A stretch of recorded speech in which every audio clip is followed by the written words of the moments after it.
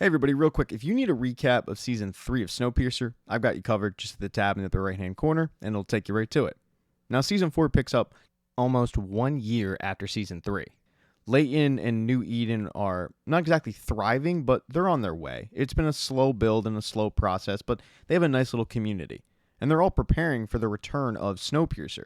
In fact, they've been trying to get in contact with them, but that's been tough, as has growing vegetables and electricity and all of it, but it's a new community, so there are going to be growing pains, and Layton and the rest of the town council, which includes Ruth, Roach, Javi, Alex, Josie, and Layton, and they're all doing their best.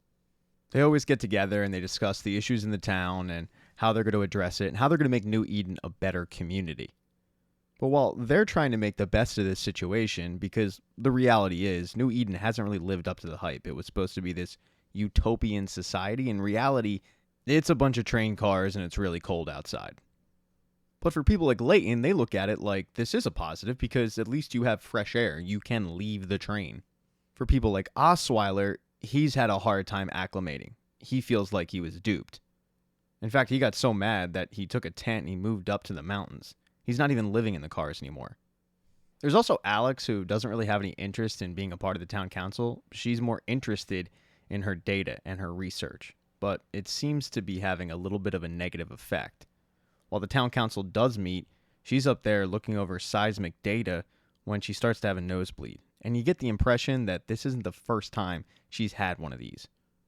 But Alex is just steadfast on continuing her research, and her best friend is a pet bird named Mr. Sprinkles, who she uses to actually get this research. He's a dedicated scientist, according to her. Yeah, New Eden is like many communities. It has its issues, but it does have a good leadership council. Ruth is in charge. Layton is kind of like the vice president. And even his throuple situation is thriving. He, Zara, their baby Liana, and of course, his actual girlfriend, Josie, they all get along great. It's as if they're kind of co-parenting. And as Layton heads off in the morning to sort of run the town and see what's going on, Zara heads off with Dr. Headwood, and she's basically like a nurse to Dr. Headwood, who is the actual doctor in the town. Everybody else kind of has jobs that they had on the train. So for Roach, he's basically the sheriff of the town. He monitors everything and makes sure that everybody's following the rules. Javi is an engineer. Josie helps out Javi with a lot of that. And then you've got guys like Z and Boki. They're helping rebuild the bridge so that when Snowpiercer does return, they can help all their friends. But there are people out there that aren't too happy with the idea of Snowpiercer returning. And one of those people is Osweiler. Now, as I said, Osweiler's had a really, really tough 9 months. He's had a tough time adapting to life in New Eden. In one instance, he gets in a fight with Boki, who screams that Osweiler's always drunk. And Osweiler cuts his hand pretty good, so he has to go to Zara to get it stitched up. And when Zara mentions that their friends are going to be returning from Snowpiercer, Osweiler says, yeah, no, I'm not a real big fan of that idea. And first of all, I don't really have a lot of friends on that train anyway, but they left us. I mean, why should they get to reap the benefits? And Osweiler's certainly not the only one that feels like this. So when things start happening around the town out of the norm, it's understandable to think that maybe it's somebody in the town who isn't keen on the people that stayed on Snowpiercer reaping the benefits of their hard work in New Eden. In one instance, during a council meeting, the power goes out, and when Javi goes to check it, it looks like someone literally just pulled the power cord. And it would be virtually impossible for someone to trip over it. It must have been intentional. And even though this should be a red flag, it's only really a red flag to Layton. He finds it weird. Everybody else just finds it to be an odd coincidence. Layton actually brings us up with a little bit of pillow talk with Josie. Of course, Josie's not interested in that. She's interested in Layton parking his train into her platform.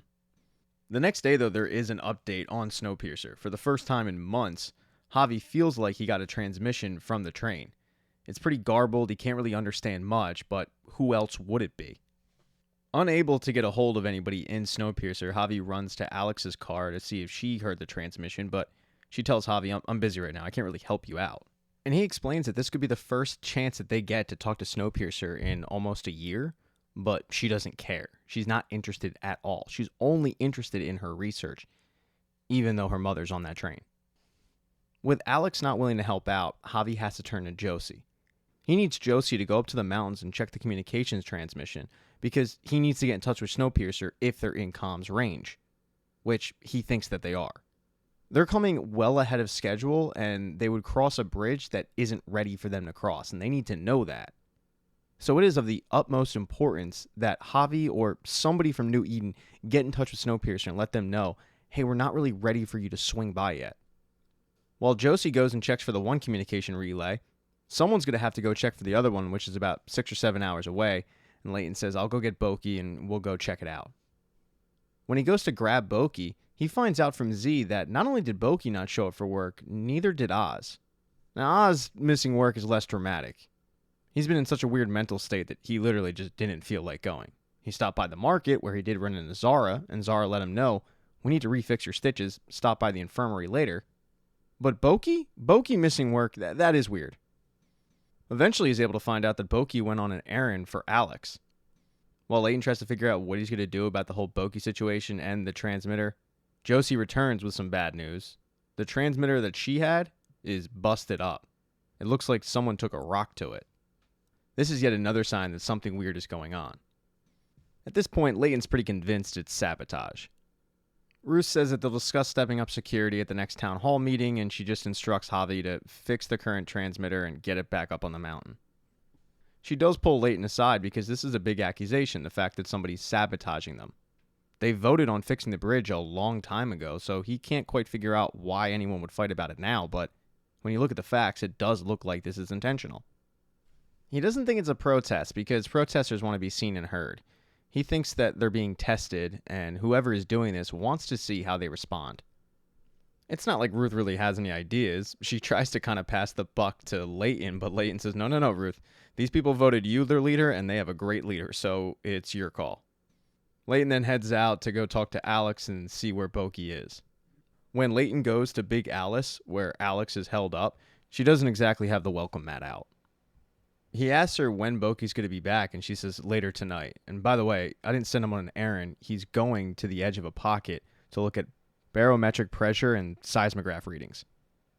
She then turns her computer around and shows Leighton that they've been having earthquakes. They're small and they're sporadic, but they're real and they're concerning. And what she's trying to figure out is if the atmospheric corrosion is a corollary to the earthquakes.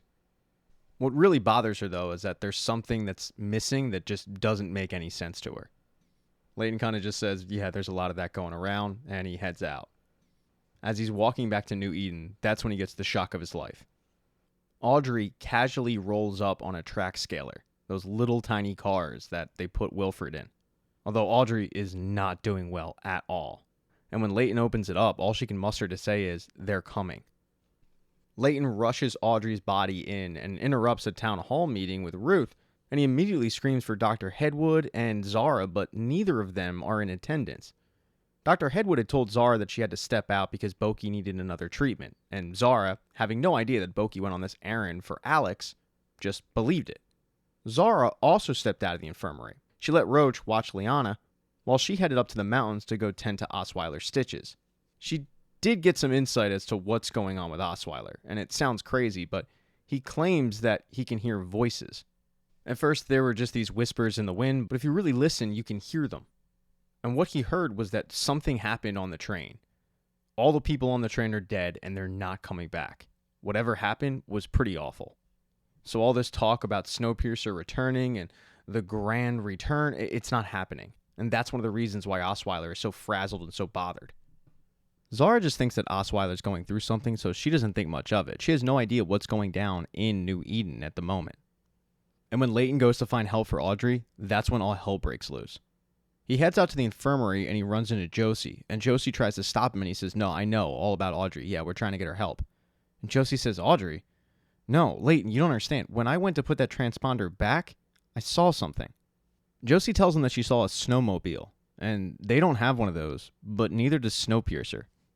And Leighton's guard was already up because as they were trying to get Audrey help, the power went out, and he figured that whoever is doing this isn't coming, they're already there. So he frantically headed to the infirmary, and he found nobody. Dr. Hedwood isn't there, and neither is Zara. But there's Roach, on the ground, knocked out, unconscious. And baby Liana is gone. That's because Dr. Hedwood had returned to the infirmary, but she returned with somebody. Somebody that didn't belong to New Eden. They knocked out Roach, and they took the baby. And they were about to get away with it. If it wasn't for those meddling kids. No, I'm joking. If it wasn't for Zara returning from stitching up Osweiler. As she was making her way down the mountain, she heard crying and she got concerned. There's only one baby in New Eden, and it's hers. She was shocked to see Dr. Headwood with this guy that looked like he was a part of a military group. And she demanded to get her baby back, and Dr. Headwood said, "No, Zara, you don't understand. He's a friend. Just let us go." But Zara, being a mother, said, "No, I'm not going to just let you go with my child." She tried to get to the baby, but this mystery military guy intervened, and he threw her off a cliff. And as Boki was returning, he found her body. Boki runs down to New Eden to get help, and he's able to get Josie. The rest of the members of New Eden, they're arming up. They don't know what's coming. When Josie and Boki arrive at Zara's body, she's still alive, but the only words she can muster to get out are, "They took Liana." And by the time they get Zara's body back to New Eden, unfortunately, she's passed away, and Leighton is beside himself. Even though they're in New Eden, they have the same funeral procession that they did back on the train.